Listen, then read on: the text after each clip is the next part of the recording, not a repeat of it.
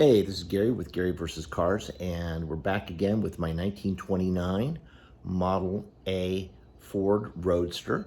And as you can see from the last video, I've made quite significant progress. So let's take a look. Okay, so here's the 1929 Ford Model A Roadster that I picked up about a year and a half ago. And if you could tell from my other videos, it was really just a pig underneath a lot of filler. So I took it all the way down to the frame, sandblasted it, epoxy powder coat on it. The latest updates are I just assembled the front end. This is single stage high gloss black that I've painted on here. I did use Raptor liner underneath because I'm gonna drive this car quite a bit and I don't want to see the dings. So got my period correct, or my original 1929 license plate, as well as I picked up at the Pomona Swap Meet, the Automobile Club of Southern California Good Roads. This is a campaign medallion, which I believe they gave out in the 30s. So I thought it would make a nice touch on the car. I'm installing the halogen high beam headlights. That is a reproduction horn on there. The front valence here has been powder coated high gloss black because I think it takes a lot of abuse. Let's see, what else? You can see from the front end, everything is loosely fit right now because I still have to put the shelves in, the little, the long bracket right here that the hood comes down to. So I'm just kind of fitting everything together, and little by little I'll tighten it up as all the pieces are on. So nothing new with the engine, that's all been gone through. I put these side mounts in these original fenders, and I'll never do that again. That was an awful lot of work. They came out really good, but the reality is just go ahead and buy yourself a $650 fender if you want to add side mounts. I can't even talk about the number of hours put into that. I mean, I love the effect. I'm glad they're done, but boy, was that quite a bit of work.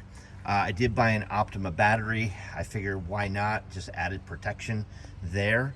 The green, this is apple green. This is a period correct 1930 color. I think it's a slightly neon from what I wanted, but you know what? These are powder coated. These are on there. It was $300 for the powder coat, not to mention the sandblasting. So I'm gonna live with it, and I actually like it. It's quite striking. It just kind of stands out. And then over here, running board is on. These are also, the apron was single stage as well.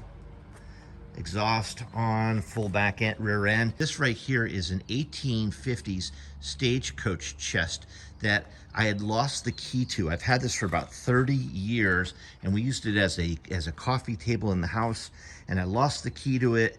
And so I ended up, I thought I was just gonna take it apart and rebuild it and try to figure out how to use it as a luggage on the luggage rack. But it turns out when I took it apart, the key was actually inside, so it got locked with the key inside. It has a clamshell lock. This is all vintage. So what I did was this was about twice the size when I started, and I disassembled the entire thing joint by joint. I then resized it, cut new dovetails, resized all the hardware. This is all original blacksmith hardware, all original cut nails. So I then restained it. I wanted a rustic look. I wanted it to look like it was 1930 and someone took an antique chest and just put it on the back of their car, and that's exactly, to me, what it looks like. So I'm quite thrilled with it. The body is down at the shop. We're working on that now. That will be hopefully in a video real soon, but I hope to put the body on by the end of April. And the color of the body, I'm just gonna move slowly. The color of the body will be right here. This is the old door. This is the old door to this car. And rather than just get rid of it, I thought I'd make a really nice wall art out of it. So, but I'm really thrilled with the color of that. And then scanning around, While we're at it, in the garage, I made some more wall art. Wheel, I put a clock on it, and over here, old grill shell, put some shells in there, and then scrolling over to here, yes, this is my 27 A V8 hot rod.